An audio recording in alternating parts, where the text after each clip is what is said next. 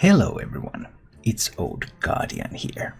Hearthstone has had the autocomplete deck feature for some time, and in standard format it works in an intelligent fashion.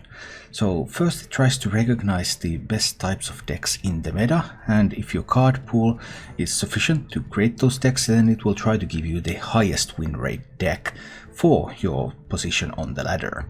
We don't know exactly how the rank distribution works, we don't know exactly what sample sizes it uses, so there are some questions that are still remaining open. And careful examination of the decks that the autocomplete feature gives you does raise some questions whether these are actually the best decks, but the decks are pretty good. Also, if you would like to play something else, you're not happy with the archetype that it's offering you, if you try to complete the deck multiple times, it tries to give you a little bit different results. But the first one should in theory be the deck for the class that would be the best. So, I'm currently ranked in Legend on the EU server, and I have an almost full collection. I have all the cards for all the meta decks, and all the even semi-successful decks that you can find on any statistics websites.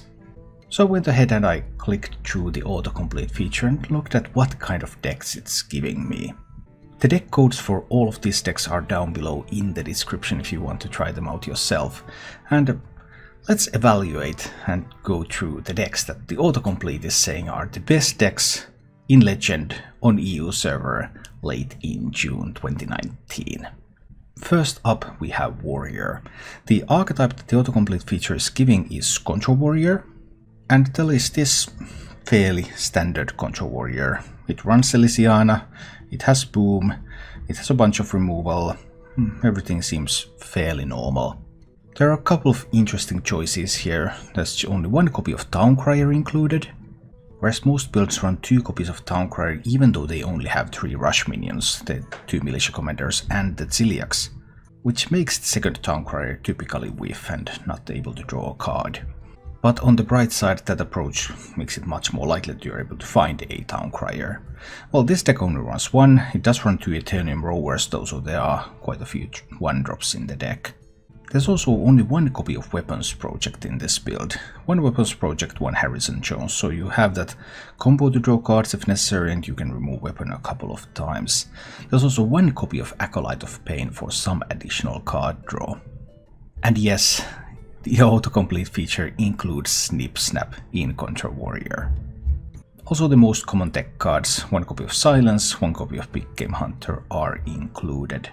So fairly regular Control Warrior build. What might be a little bit surprising is that it's offering Control Warrior and not Bomb Warrior, although statistics sites do tend to show that Control Warrior right now is the superior archetype.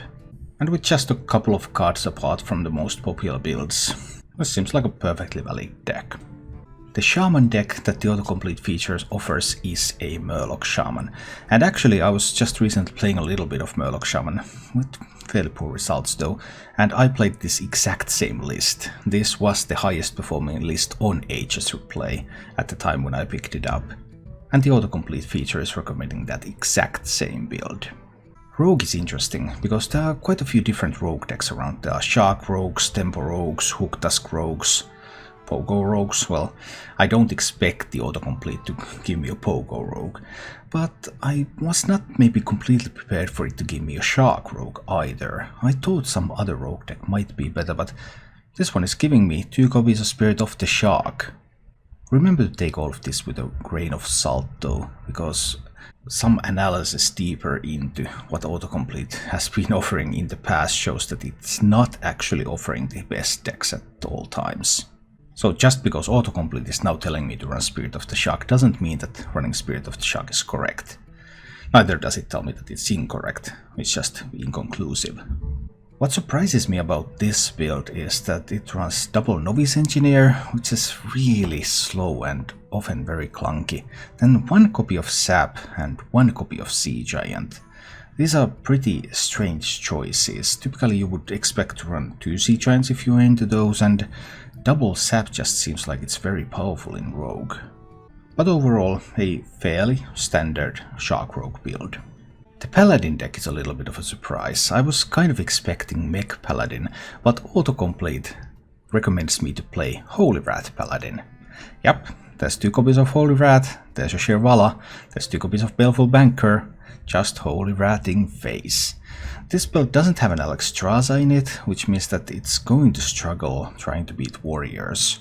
Other than that, it seems a fairly standard build. There's 1 copy of Elven Archer included for those giants. It runs 1 Equality, double Shrink Ray. The amount of these hard removal cards differs between builds. I've been a big fan of double Shrink Ray 1 Equality myself, and that's also what this build seems to be going for. Again, that doesn't mean that it's the best thing that you can do, but it's always fun to compare what the autocomplete recommends. I'm also a little bit surprised by the autocomplete Hunter deck, because I was really expecting a Bomb Hunter. But no, it's actually giving me a Midrange Hunter, with Master's Call and double Dire Frenzy and everything. Obviously running the Vicious Scale Height Dire Frenzy for potential healing, 1 copy of Thunder Rhino so that you can have some stuff that charges face. There's Zul'jin, 2 copies of Deadly Shot, which I find interesting. I love 2 copies of Deadly Shot, I think it's awesome. And then a little bit of an interesting twist, there's 1 Hatchet and 1 Tracking. Sometimes these choices that the autocomplete is giving about which cards are included as one-offs instead of 2-offs are pretty intriguing. But overall, a perfectly valid Midrange Hunter build. The Druid build from autocomplete is a token Druid. No surprises there, it's also a mech token Druid. Well, I would have been really surprised if it wasn't. What I find pretty fun about this is that this mech token build that it's recommending right now does not include Soul of the Forest. If you saw my recent video about mech token Druid, I was not running Soul of the Forest either. And this is also double Whispering Woods, double Forest Shade, double Sea Giant. Some of those elements that I too have been using lately. Just an interesting choice. I'm really interested though that it's running 1 copy of Harvest Golem, because Harvest Golem statistics in general have been mediocre. I played with Harvest Golems a lot because I built a lot of budget decks, and I've cut Harvest Golems from many of my builds later on when I've had big sample sizes. Druid is one of the classes where it's better than average Harvest Golem, but it still doesn't seem overly powerful. I'm also a little bit surprised by no Archmage Vargot and no Keeper Steladris, because Keeper Steladris just seems like a very strong card to me. Be that as it may, a perfectly serviceable mech token Druid build from the autocomplete. As for the autocomplete Warlock, I guess there was really only 1 option, and that was going to be Zoo. There just aren't any other Warlock decks that are seeing wide play right now, and it's a Magic Carpet Zoo. I was kind of hoping maybe there would be some kind of mech Zoo that it would give me, but well, almost everyone is playing with a Magic Carpet, and therefore it's fairly logical that autocomplete would also find a Magic Carpet build. Nothing much special about this. Note the lack of Saronite Taskmasters, which is a card that I hate with a passion. And not because I would hate to play against it, but because I think it's so bad, usually for what it's being used for. But yeah, a solid looking Zoo build. The autocomplete Mage is interesting, because I was really expecting it to offer Cyclone Mage, but it actually gave me a Freeze Mage, and a pure Freeze Mage at that, because lately people have been combining some Sea Giants into this, so they would have Sea Giants and Mountain Giants and Alexstrasza. But this one is a very pure build. It's a Luna's Pocket Galaxy build, of course, double Rabble Bouncers, so fairly anti-aggro teched, just 1 Arcane Keysmith, and even running weapon removal tech in the form of Acidic Swamp Ooze. So some surprising card choices there, but overall it's a Freeze Mage, and it's a little bit of a hybrid deck in the sense that it's not running any fireballs. There's 2 copies of Frostbolt, and there's the Frost Novas and the Blizzards, but no fireballs. So perhaps a little bit of an interesting approach, but still a recognizable specimen of its archetype. Finally, the autocomplete Priest. And the autocomplete Priest is a mech priest, and a very pure mech priest, which is pretty surprising because this deck, this particular deck, this exact deck, doesn't have that great of results. Well, that might also mean that autocomplete thinks that there are no priest decks with good results. While there are some on HS Replay, some other priest archetypes that would be doing better than this one.